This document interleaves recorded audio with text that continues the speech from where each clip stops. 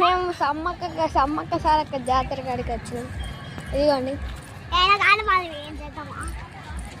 ఇది నస్పూర్ ముక్కిడి పోషం అంటారు గైస్. దీన్ని నస్పూర్ ముక్కిడి పోషం అంటారు. ఇక్కడ నుంచి కొంచెం బయటికి వెళ్తే బొమ్మలు వస్తాయి. అక్కడికి వెళ్ళాక మళ్ళీ వీడియో స్టార్ట్ చేస్తాం.